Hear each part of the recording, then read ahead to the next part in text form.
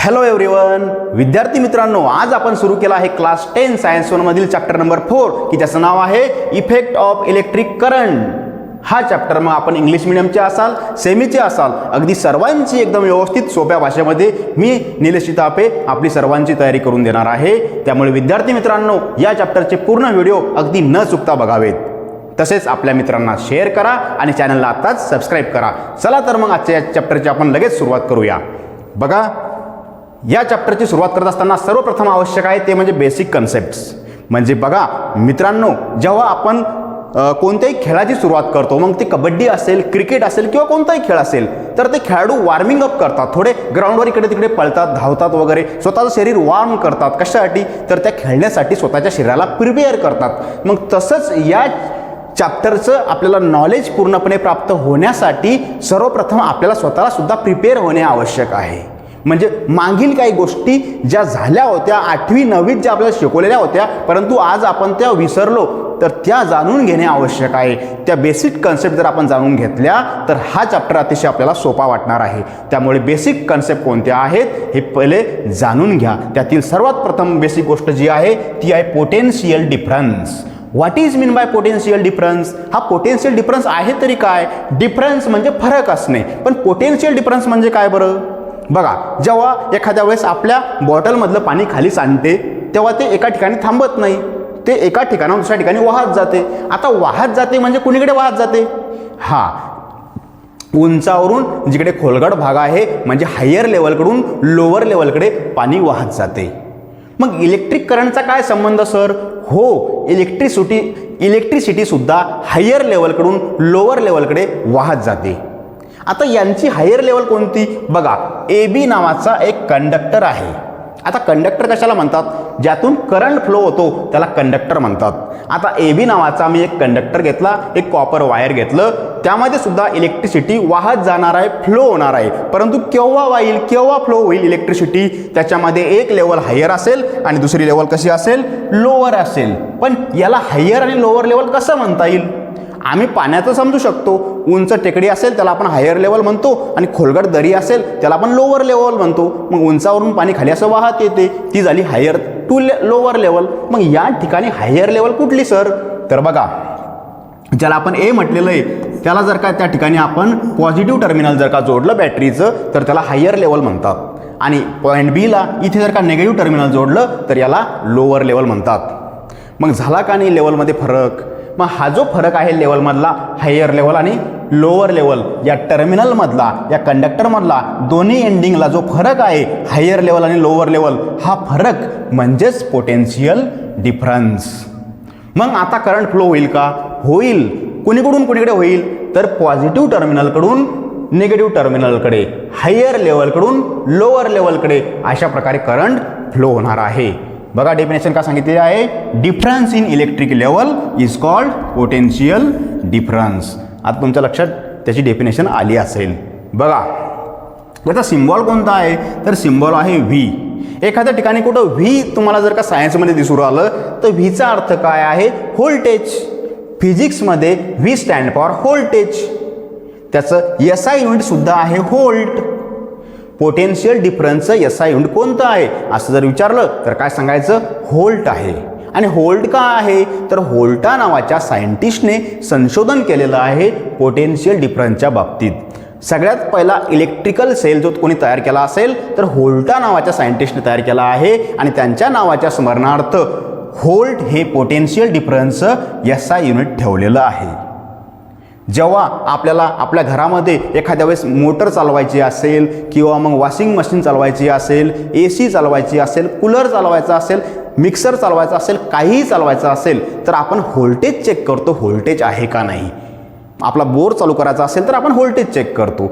Voltage असेल भरपूर तर ती मशीन सुरू होईल आणि व्होल्टेज नसेल तर सुरू होणार नाही. आणि व्होल्टेज म्हणजेच काय? तर पोटेन्शियल डिफरन्स, दोन पॉईंटमध्ये असलेला डिफरन्स. हा डिफरन्स जर का जास्त असला, एक लेवल हायर असली, दुसरी लेवल लोअर असली, जास्त डिफरन्स असला तर इलेक्ट्रिक करंट सुद्धा जोरामध्ये फ्लो होईल, पटकन पुढे जाईल.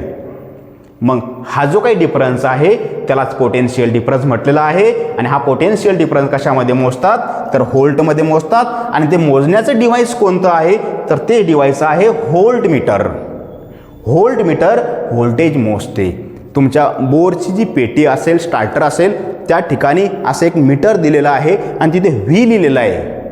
तो व्ही म्हणजेच काय, तेच आहे व्होल्टमीटर की जे पोटेन्शियल डिफरन्स सांगते, आपल्या घरात व्होल्टेज किती आहे ते सांगते. आता याचा फॉर्म्युला कोणता आहे बघा, पीडी. पीडी म्हणजेच काय, पीडी म्हणजे potential difference. Potential difference is equal to work upon charge. वर्कचं युनिट आहे जूल आणि चार्जचं युनिट आहे कुलोम आणि पोटेन्शियल डिफरन्सचं युनिट आहे व्ही म्हणजेच व्होल्ट. म्हणजेच V is equal to J upon C, joule per coulomb. V म्हणजे volt is equal to joule per coulomb, हा त्याचा फॉर्म्युला आहे.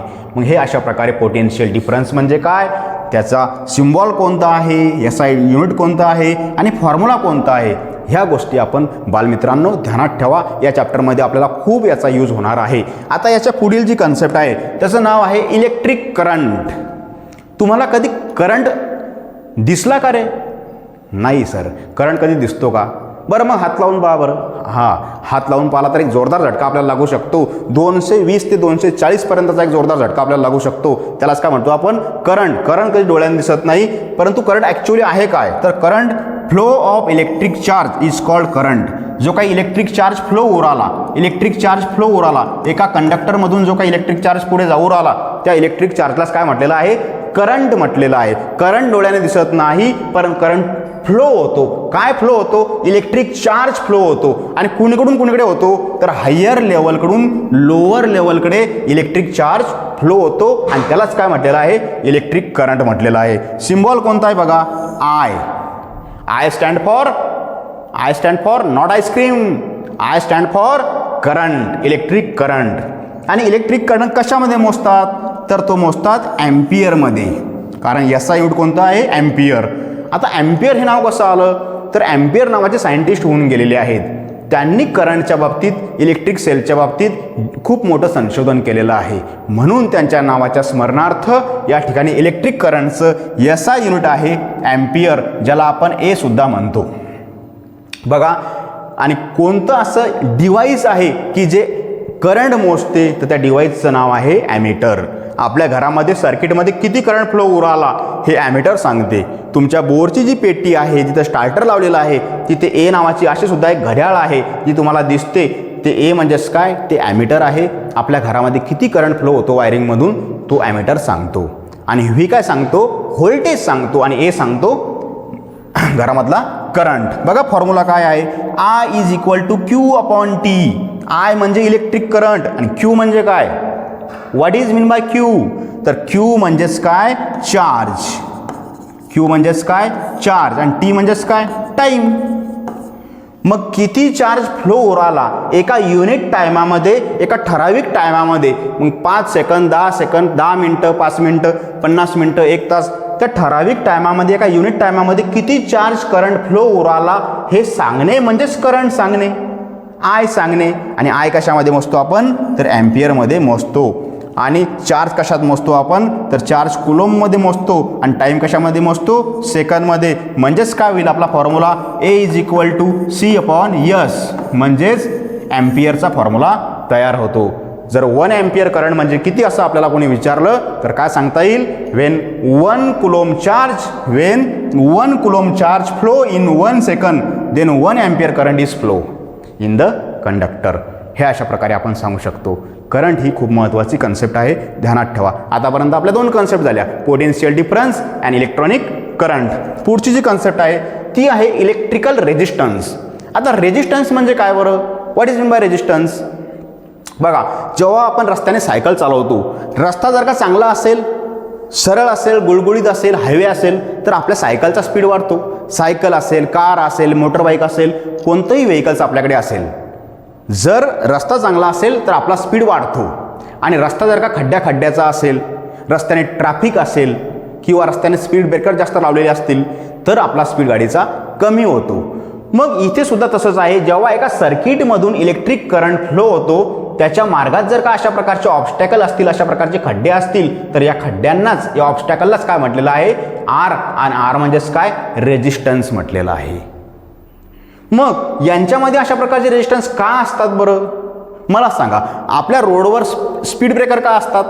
आपला स्पीड, आपल्या गाड्यांचा वाहनाचा स्पीड मॅनेज करण्यासाठी, रेड्यूस करण्यासाठी स्पीड ब्रेकर असतात. मग तशाच प्रकारे इलेक्ट्रिक करंटचा सुद्धा स्पीड ब्रेक करायचा असेल, मॅनेज करायचा असेल, कमी करायचा असेल तर त्या ठिकाणी अशा प्रकारचे रेजिस्टन्स लावलेले असतात सर्किटमध्ये.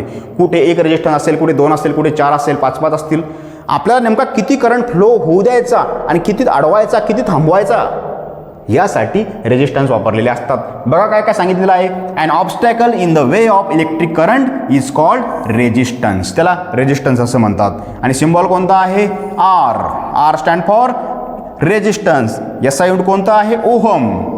हे सुद्धा ओहम नावाच्या सायंटिस्टने रेजिस्टन्सचा शोध लावला, त्याच्याविषयी डिस्कवरी केली, म्हणून त्यांच्या नावाच्या स्मरणार्थ एसआय युनिट कोणतं ठेवलेलं आहे? रेजिस्टन्सचं ओहम ठेवलेलं आहे. हा त्याचा सिम्बॉल आहे, रेजिस्टन्सचा सिम्बॉल. आणि फॉर्म्युला कोणता आहे? According to the Ohm's law formula कोणता आहे? R is equal to V upon I. V म्हणजे व्होल्ट आणि आय म्हणजेच करंट.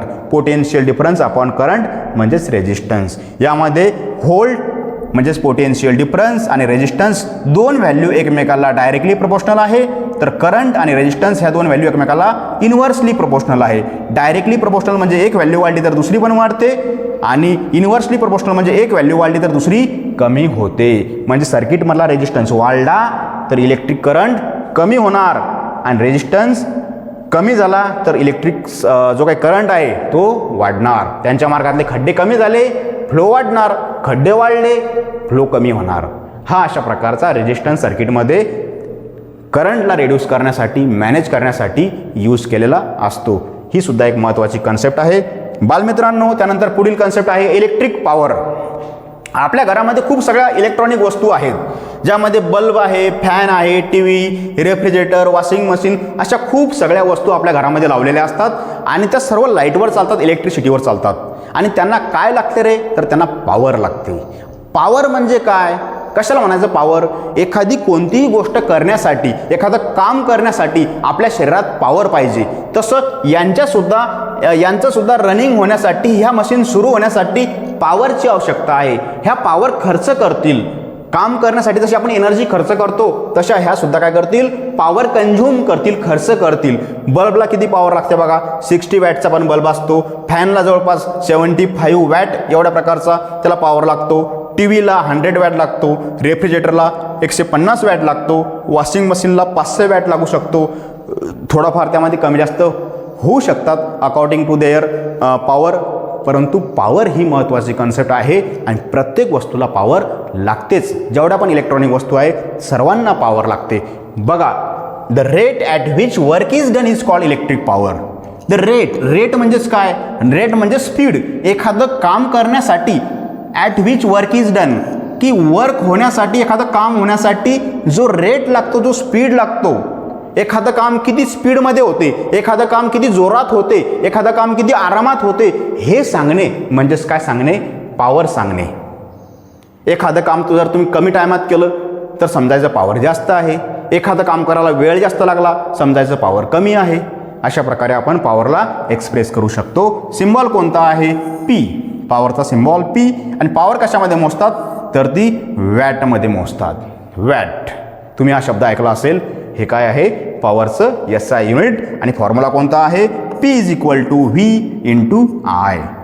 अशा प्रकारे पॉवरला एक्सप्रेस केले जाते. बघा, तुम्ही पाहिला असेल की ह्या चारही कन्सेप्ट ज्या तुम्हाला 8वी आणि 9वी या दोन्ही वर्षामध्ये होऊन गेलेल्या आहेत, परंतु तुम्ही त्या कन्सेप्ट विसरला होतात. परंतु ह्या कन्सेप्ट विसरू नका. चारही कन्सेप्ट महत्त्वाच्या आहे. पोटेन्शियल डिफरन्स असेल, करंट असेल, रेजिस्टन्स असेल किंवा इलेक्ट्रिकल पॉवर असेल, चारही गोष्टीला खूप महत्त्व आहे. आज ह्या 4 गोष्टी आपल्याला समजल्या असतील तर या लेसनमध्ये नक्कीच त्याचा फायदा आपल्याला होणार आहे. अशाच प्रकारचे व्हिडिओ जास्तीत जास्त आपल्यापर्यंत सहज पोहोचावेत याकरता आताच आपल्या चॅनलला सबस्क्राईब करा. त्याचबरोबर आपल्या मित्रांना हा व्हिडिओ शेअर करा, लाईकसुद्धा करा. आणि अतिशय शेवटची एक महत्त्वाची कन्सेप्ट, एक महत्त्वाची गोष्ट तुम्हाला सांगायची आहे. या चॅप्टरवर एक टेस्ट मी तयार केलेली आहे 10 मार्क्सची, आणि ती टेस्ट तुम्हाला मिळेल डिस्क्रिप्शनमध्ये ती टेस्ट ओपन करा, त्याची लिंक ओपन करा, टेस्ट सोडवा, आणि तुम्हाला किती मार्क्स मिळाले हे कमेंटमध्ये जरूर सांगा. थँक्यू.